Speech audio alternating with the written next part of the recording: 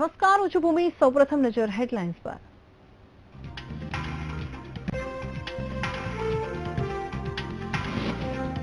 સુરતમાં સર્જાયેલ લઠ્ઠાકાંડ બાદ તંત્ર અને પોલીસ એલર્ટ, અનેક સ્થળે દરોડા, તો સીએમ રૂપાણી તપાસ માટે ઉચ્ચ સ્તરીય કમિટીની રચવાના આપ્યા આદેશ। હાર્દિકના પૂર્વ વકીલ માંગુકિયાએ જૂના કેસના ક્રાઇમ બ્રાન્ચ સમક્ષ આપ્યા જવાબ, તો ભાજપ પક્ષમાં જોડાવા માટે ધમકી આપ્યાનો લગાવ્યો આરોપ। પ્રદેશ પ્રમુખ જીતુ વાઘાણીના કોંગ્રેસ પર પ્રહાર, તેનું લતીફ જેવા ગુંડાને રાજકારણમાંથી લાવી હતી કોંગ્રેસ। પાટણ નગરપાલિકામાં કોંગ્રેસના સભ્યોમાં હંગામો, કોંગ્રેસના નેતા જગદીશ ઠાકોરની હાજરીમાં વહીવટીતંત્ર નિષ્ફળતા સામે ઠાલવ્યો રોષ। પોરબંદરમાં ડેન્ગ્યુનો કહેર, 4 દિવસમાં 4 કેસ પોઝિટિવ, તો બોટાદમાં દૂષિત પાણીના કારણે ફેલાયો રોગચાળો। ભારે વિવાદ બાદ યોજાઈ જીપીએસસીની પરીક્ષા, 47 સ્થળો પર 12,000 વિદ્યાર્થીઓ આપી પરીક્ષા। અને આજથી ભાદરવી પૂનમના મેળાનો આરંભ, શક્તિપીઠ અંબાજી ખાતે લાખો ભક્તોનો જમાવડો, સુરક્ષા માટે પ્રશાસન ખડે પગે।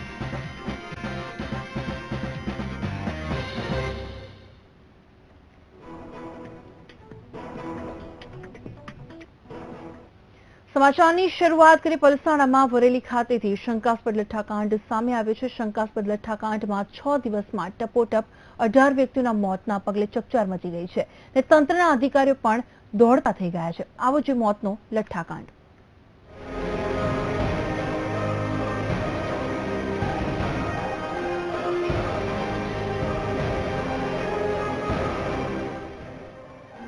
વરેલી ગામમાં છેલ્લા 3-4 દિવસમાં 12 લોકોના મોત થયા છે।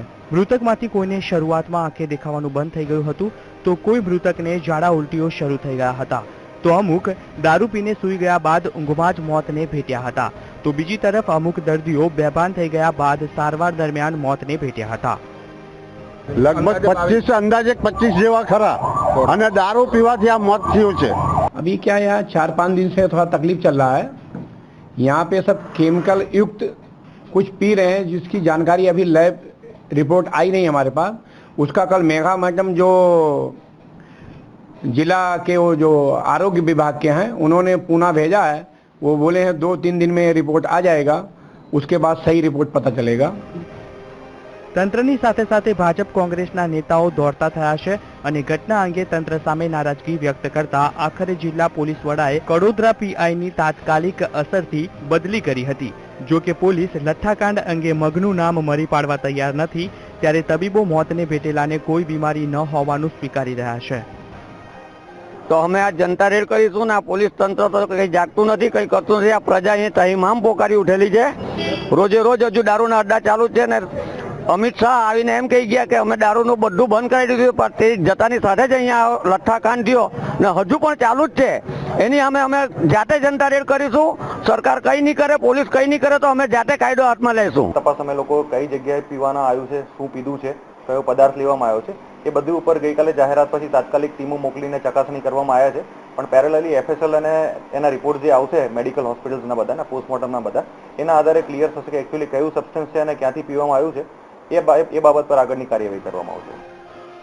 વરેલીની ઘટનામાં પોલીસની ભૂલ છે। જો કે દારૂના કારણે ઘટના બની હોવાની શક્યતા છે, તો જવાબદારો સામે કાર્યવાહી કરવામાં આવે છે કે નહીં તે હવે જોવું રહ્યું। નરેન્દ્ર રાઠોડ સાથે વીટીવી ન્યૂઝ, સુરત।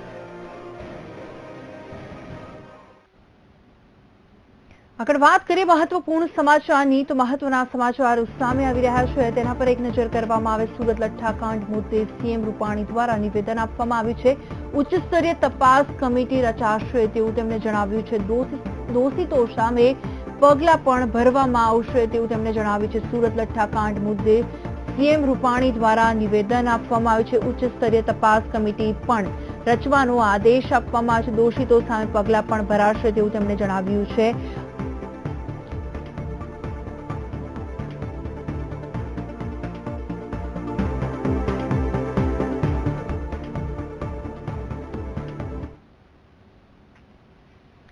ગુજરાત ભાજપ પ્રદેશ પ્રમુખ જીતુ વાઘાણીએ કોંગ્રેસ પર નિશાન સાધ્યું છે। રાજ્યમાં કાયદો અને વ્યવસ્થા મુદ્દે કોંગ્રેસ દ્વારા અવારનવાર થતી ટિપ્પણીઓ પર વાઘાણીએ નિશાન સાધ્યું અને કહ્યું કે કોંગ્રેસે પોતાને અરીસામાં જોવાની જરૂર છે।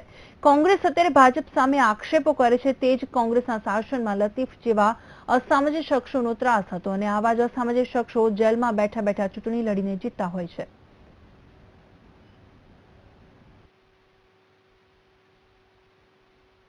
લાગે છે કે કોંગ્રેસે પોતાના આઈનામાં જોવું પડે. એક તો અત્યારે એમના આગેવાનો છે, એમની ઉપર એમણે કાયદો વ્યવસ્થા માટે આરોપો કર્યા, આજે એમના નેતા છે, અને એમનું શાસન હતું ત્યારે અમદાવાદની અંદર લતીફ નામના નિશંસો એ 5 જગ્યાએથી જેલમાં બેઠા બેઠા ચૂંટાય, લોકો મત આપવા ન જઈ શકે. પોરબંદર એ કોઈ જુદા નામથી ઓળખાય, બરોડા એ કોઈ જુદા નામથી ઓળખાય, કચ્છ એ કોઈ જુદા નામથી ઓળખાય, કે મોહમ્મદ સુરતેના નામથી ઓળખાય. આવી અરાજકતા, આવા બૂથ કેપ્ચરિંગ, આવા સ્ટેપિંગો એ ગુજરાતની જનતાએ જોયા છે. ભારે વિવાદો બાદ જીપીએસસીની પરીક્ષા યોજાઈ, જેમાં રાજ્યના કુલ 12,000 જેટલા વિદ્યાર્થીઓ પરીક્ષા આપી હતી. અમદાવાદમાં કુલ 47 જેટલા સેન્ટર પર વિદ્યાર્થીઓ પરીક્ષા આપી હતી. પરીક્ષાને લઈને વિદ્યાર્થીઓમાં ભારે ઉત્સાહ પણ જોવા મળ્યો હતો.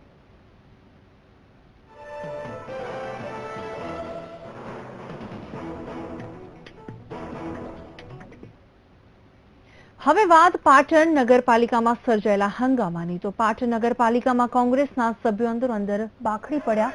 જૂના સર્કિટ હાઉસ ખાતે મળેલી બેઠકમાં કોંગ્રેસના સભ્યો અંદર ઝઘડી પડ્યા હતા. વાત હતી પાલિકામાં વહીવટ અંગેની, પરંતુ કોઈ વાતે બોલાચાલી થઈ અને સભ્યો પરસ્પર ઝઘડી પડ્યા. આ હંગામા દરમિયાન પૂર્વ સાંસદ અને કોંગ્રેસના નેતા જગદીશ ઠાકોર પણ હાજર રહ્યા હતા.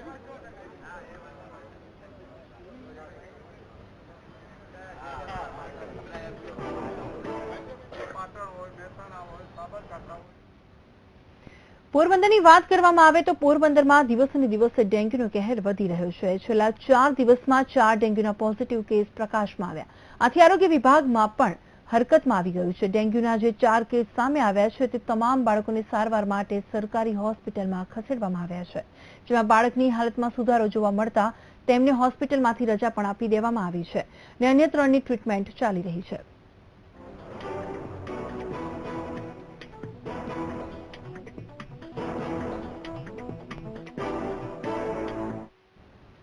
આ વીકમાં એટલે સોમવારથી તે શુક્રવાર સુધીમાં કુલ 4 શંકાસ્પદ કેસ આવ્યા હતા ડેન્ગ્યુ ફીવરના. એ બધાનું ટેસ્ટિંગ કર્યું છે તો આપણી હોસ્પિટલમાં જે ટેસ્ટ થાય છે એમાં 4 પોઝિટિવ આવ્યા છે અને એ 4 પીડિયાટ્રિક બાળકોના વોર્ડમાં દાખલ છે. અને પીડિયાટ્રિશિયન સાથે વાત કરતા એવું માલુમ પડેલ છે કે એ 4માંથી એકની તબિયત સારી હતી ને સ્થિર હતી, એને રજા આપેલ છે, અને બાકીના 3 છે અત્યારે સેટલ છે. અત્યારે હાલની તકે કોઈ સિરિયસ નથી. તો અમીરગઢ તાલુકાના ગાંગુ ગામમાં બેદી રોગથી 5 બાળકોના મોતના મામલે આરોગ્ય વિભાગ હરકતમાં આવ્યું છે, જેમાં અમદાવાદ આરોગ્ય વિભાગની ટીમે ગાંગુ ગામની મુલાકાત લઈ તપાસ હાથ ધરી. 13 જેટલા શંકાસ્પદ બાળકોના સેમ્પલ લેવામાં આવ્યા છે. આ ઉપરાંત તાત્કાલિક ધોરણે ગામમાં દવા છંટકાવ સહિતની કામગીરી હાથ ધરી છે. જોકે બનાવના પગલે આરોગ્ય મંત્રી શંકર ચૌધરીએ પણ શુક્રવારે ગાંગુ ગામની મુલાકાત લઈને સ્થિતિનું નિરીક્ષણ પણ કર્યું હતું.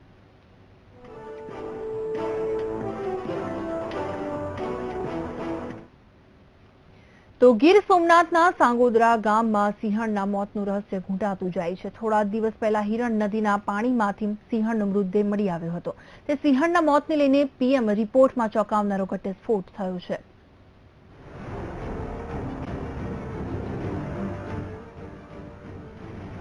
થોડા દિવસ પહેલા ગીર સોમનાથના સોગાદરા ગામમાં સિંહણનો મૃતદેહ મળી આવતા પીએમ માટે મોકલાયો હતો, જેમાં ઘટસ્ફોટ થયો કે સિંહણનું મોત વીજ કરંટથી થયું છે.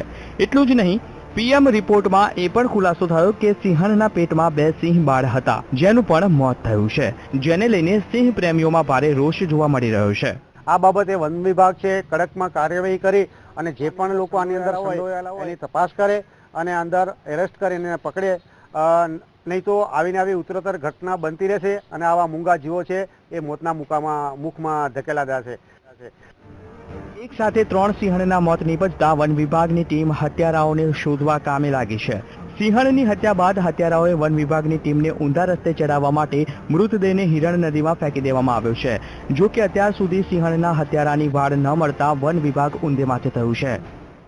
કૃત્ય કરનાર આરોપીઓએ વન વિભાગને ગુમરાહ કરવા માટે બનાવ સ્થળથી આ સાંગોદરા નદીના પાણીના પ્રવાહમાં આ વન્ય પ્રાણી મૃત સિંહણને નાખી આવેલ છે એવું અમારું પ્રાથમિક અનુમાન છે, જેથી કરીને અમારા વન વિભાગની અલગ અલગ ટીમો મૂળ ગુનેગાર સુધી પહોંચવા માટે હાલ કાર્યરત છે. જો કે અનેક વખત ગીર અને આસપાસના વિસ્તારોમાં વીજ કરંટના કારણે અનેક સિંહોના મોત થયા છે, ત્યારે વન વિભાગ દ્વારા હત્યારાઓ સામે કડક કાર્યવાહી કરવામાં આવે તેવી માંગ સિંહ પ્રેમીઓ દ્વારા કરવામાં આવી છે। ત્યારે જોવાનું એ રહેશે કે વન વિભાગની ટીમ હત્યારાઓને શોધવામાં કેટલી સફળ રહે છે। Bureau report, VTV news, Gir Somnath. ગુજરાતમાં દારૂબંધી તો છે જ અને દારૂ પીનાર અને વેચનારને બંધારણમાં રજા અને દંડની જોગવાઈ પણ છે, પરંતુ શું આ કાયદાનો અમલ થાય છે તે એક સવાલ છે। ત્યારે નર્મદા જિલ્લામાં દારૂનું દૂષણ ડામવા મહિલાઓએ નવતર પ્રયાસ હાથ ધર્યો છે। શું છે આ નવતર પ્રયાસ, જોયા ખાસ અહેવાલમાં। ગાંધીના ગુજરાતમાં દારૂબંધી તો છે જ, પરંતુ દારૂ જ્યાં જુઓ ત્યાં છૂટથી મળે છે અને આ છૂટથી મળતા દારૂ વચ્ચે પણ સ્વૈચ્છિક રીતે દારૂબંધી કરનાર એક ગામ છે નર્મદાનું ટંકારી। આવો આજે મુલાકાત કરીએ આ નર્મદાના ટંકારીના ગ્રામજનોની।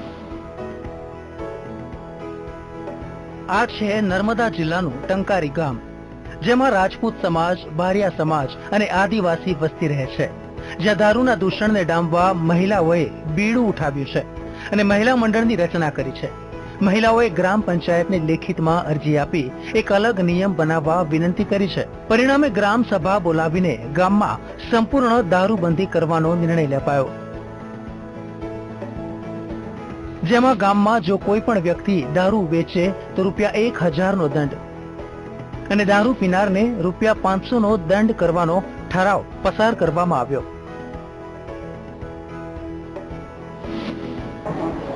અમારા ગામમાં પહેલા આ દારૂના કારણે બહુ વડવા ઝઘડા ધતિંગો થતા હતા, જેમાં અમે મહિલા સુરક્ષા સમિતિ બનાવી। દારૂ બંધ કરાવેલી એટલે કે અમારી મહિલા સમિતિ તે આખા ગામમાં ફરી અને દારૂ બંધ કરાવ્યો, જેમાં અમોને પોલીસથી પણ ખૂબ જ મદદ મળી। મહિલા સુરક્ષા સમિતિને પોલીસનો સહકાર મળ્યો છે અને અત્યાર સુધીમાં આ મહિલાઓએ ₹5000નો દંડ વસૂલ કર્યો છે। ત્યારે ગામના સરપંચે જણાવ્યું હતું કે ગામમાં દારૂબંધી થવાથી ગામમાં શાંતિનો માહોલ પણ જોવા મળ્યો છે। ઝુંબેશ ચલાવી કોઈ પીને આવતા હોય તેમના પકડા, કોઈ અડ્ડા ચલાવતા હોય તેમને બંધ કરાયા તો એમની પાસેથી દંડ વસૂલ કર્યો છે। લગભગ 5000ની આસપાસ કઈ એમને દંડ વસૂલ કર્યો છે અત્યાર સુધી, કે અમારા ગામના વિકાસમાં જ વાપરવાનો છે। તો આ દારૂબંધી થવાથી અમારા ગામમાં આજે 4-5 મહિનાથી બિલકુલ શાંતિ છે, લડાઈ ઝઘડ થતી નથી, કોઈ પોલીસ કેસ થતા નથી અને અમે સારામાં સારી શાંતિ અનુભવીએ છીએ। ટંકારાના ગ્રામજનો અને મહિલાઓએ સરાહનીય પ્રયાસ કર્યો છે। ત્યારે જો હવે આ રીતે ગામે ગામ સમિતિઓ કાર્યરત થાય તો કહી શકાશે કે ગાંધીના ગુજરાતમાં હવે દારૂબંધી થશે એ વાત ચોક્કસ છે। Jayesh Doshi, VTV news, Narmada. અરવલ્લીના મેઘરજના કોલેજ રોડ પર તારમાંથી પસાર થતા વીજ પ્રવાહના કારણે 2 મોરના મોત થતા વન વિભાગ દોડતું થઈ ગયું છે। મોરના મૃતદેહનું વનતંત્રે પોસ્ટમોર્ટમ કરાવતા તજવીજ હાથ ધરી છે અને આ સાથે જ મોરનો ભોગ લેવાતા પ્રકૃતિ પ્રેમીઓમાં અરેરાટી ફેલાઈ ગઈ છે।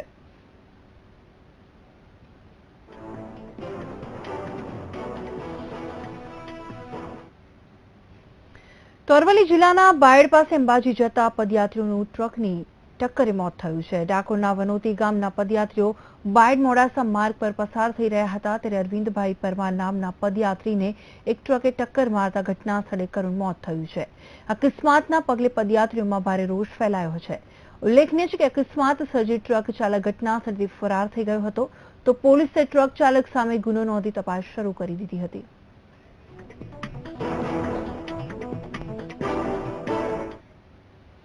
અને સમાચાર પર નજર કરીશું બ્રેક બાદ।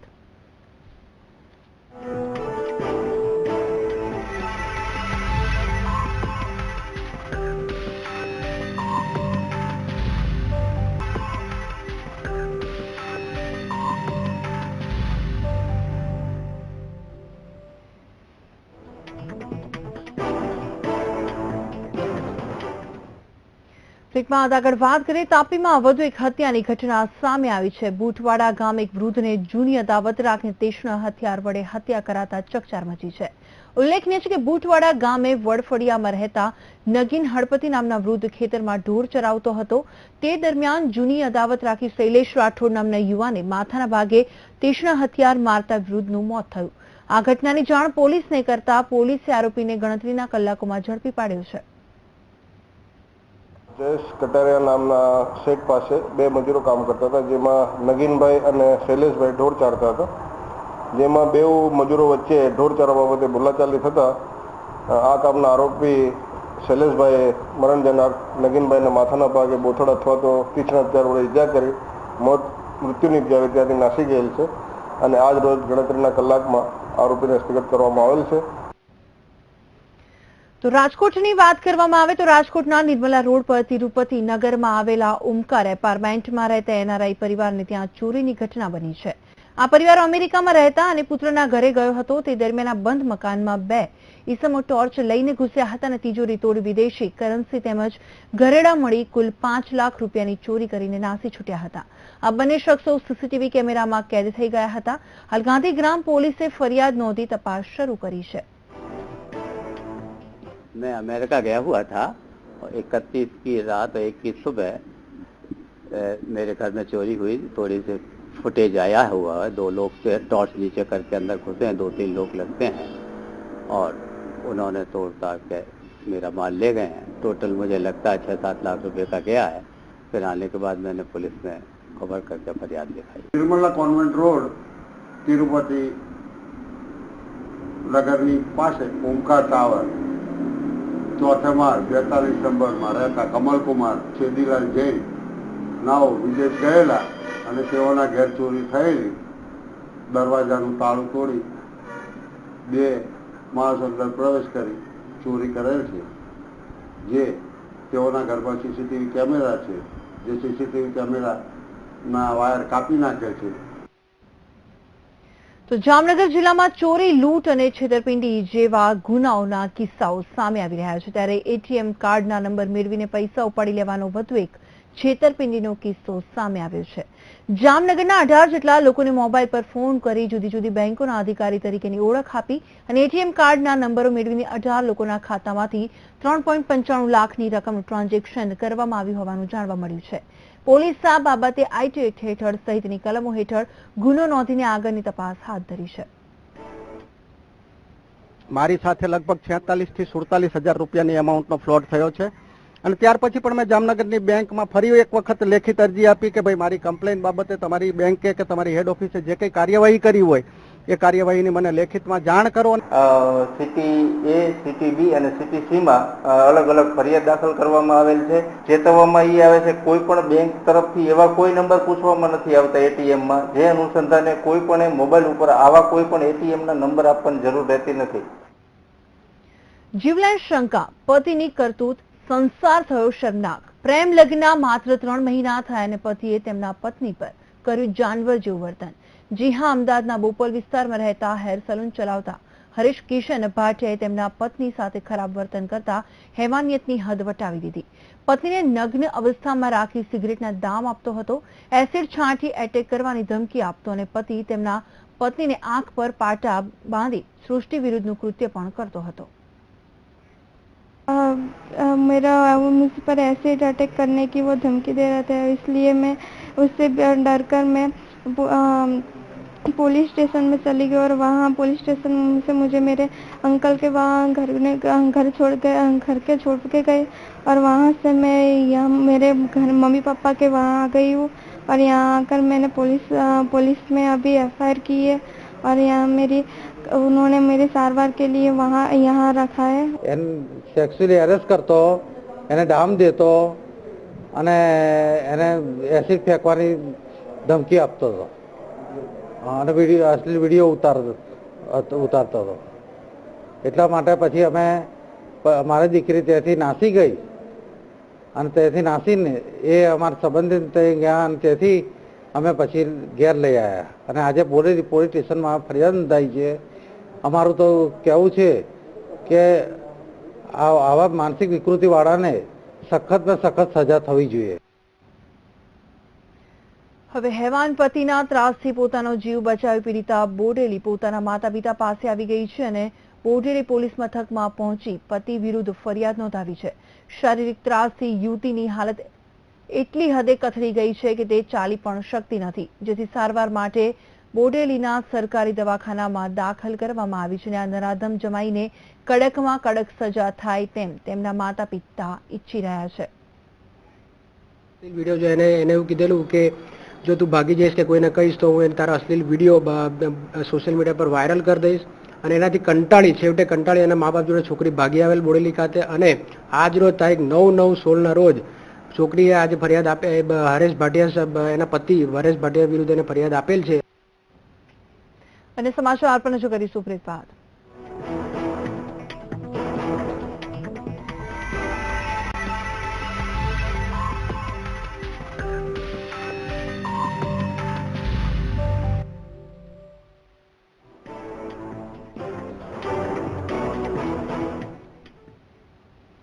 બ્રેક બાદ આગળ વાત કરીએ. દેશભરમાં રંગેચંગે ગણેશ મહોત્સવ ઉજવણી થઈ રહી છે, ત્યારે કચ્છના માંડવીના રમણીય દરિયા કિનારે રેતશિલ્પ ગણેશ મૂર્તિ સર્જન કરવામાં આવી રહ્યું છે.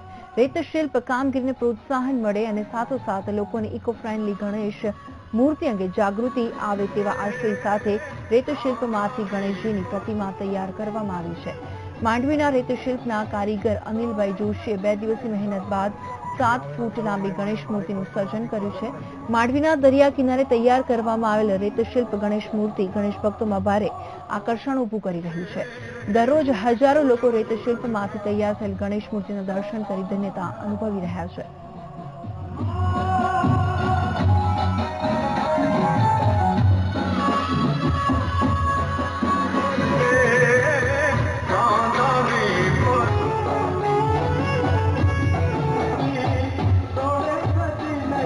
મૂર્તિની ખાસિયત એ છે કે અમે જે આ દરિયાની રેતીઓ છે એનામાંથી જ અહીંયા મૂર્તિ બનાવી છે. અને એનો સૌથી મોટો ઉદ્દેશ્ય છે કે એક તો પર્યાવરણને કોઈ પણ જાતનું નુકસાન ન થાય. અને આજે જે નરેન્દ્ર મોદી સાહેબ વાત કરી રહ્યા છે કે કચ્છના કારીગરો, જે નાના નાના કારીગરો છે, એમને પ્રોત્સાહન મળે.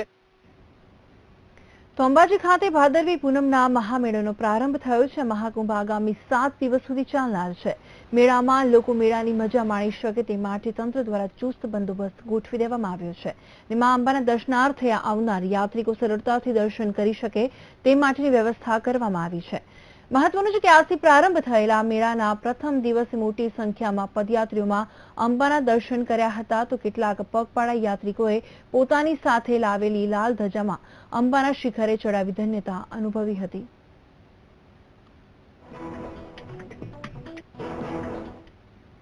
તો ભાદરવા માસની ચતુર્થી જે શરૂઆત થતા ગણેશ ઉત્સવ ઉજવવાનો મહિમા દર વર્ષે વધતો જાય છે. 9 દિવસ ઉજવાતા ગણેશ ઉત્સવમાં લોકો અનેક પ્રકારની આકર્ષક ગણેશ મૂર્તિઓનું સ્થાપના કરે છે. ત્યારે જામનગરમાં ચાંદી બજારમાં અનોખા ગણેશજીનું સ્થાપન કરવામાં આવ્યું છે. ઓમ ગણપતયે નમો નમઃ, શ્રી સિદ્ધિ વિનાયક નમો નમઃ, અષ્ટ વિનાયક નમો નમઃ, ગણપતિ બાપ્પા મોરયા. શહેરના ચાંદી બજારમાં છેલ્લા 20 વર્ષથી ગણેશજીની સ્થાપના કરવામાં આવે છે. દર વર્ષે કલકત્તાની ગંગા નદીમાંથી માટી લાવવામાં આવે છે અને એ માટીમાંથી ગણેશજીની મૂર્તિ બનાવવામાં આવે છે. ત્યારબાદ રંગબેરંગી કલરથી શણગારવામાં આવે છે. અહીંયા અમે ઇકો ફ્રેન્ડલી પહેલેથી જ ઇકો ફ્રેન્ડલી મૂર્તિ બનાવીએ છીએ. માટીની જ મૂર્તિ હોય છે. અહીંયા અમે જે ચાંદીનો વગેરે મૂષક મૂકેલો છે તેમાં દર્શન કરવા માટે ઘણા દૂર દૂરથી લોકો અહીંયા આવે છે. ચાંદી બજારમાં ચાંદી બજારમાં થતા ગણપતિ મહોત્સવનું શહેરના ભાવિકો માટે વિશેષ મહત્વ છે. આ પંડાલમાં હજારોની સંખ્યામાં ભાવિકો દર્શનાર્થે આવે છે. તો આ મંડળની બીજી એક એ પણ વિશિષ્ટતા છે કે અહીં મંત્રીમંડળના સભ્યો પોતે સામાન્ય વાજિંત્રો સાથે આરતી ઉતારે છે, જેનો લાભ લેવા હજારોની સંખ્યામાં ભાવિકો ઉમટી પડે છે. હું પણ અહીંયા 2 ટાઈમ દર્શન કરવા આવું છું. મને પણ મારી મનોકામના ઈચ્છા હોય એ પણ પૂર્ણ થાય છે. મને આમાં બહુ શ્રદ્ધા છે. આમ સતત 11 દિવસ સુધી અહીં ભાવભક્તિપૂર્વક ગજાનનની પૂજા અર્ચના ભાવિકો દ્વારા કરવામાં આવે છે અને 11મા દિવસે ભારે હૈયે ગણેશ વિસર્જન કરવામાં આવે છે અને ભક્તો ધન્યતા અનુભવે છે. કેમેરામેન અમરીશ ચાંદ્રા સાથે રવિ બુદ્ધદેવ, જામનગર। તો આ સાથે સમાચારમાં હાલ બસ આટલું। મને રજા આપશો। નમસ્કાર।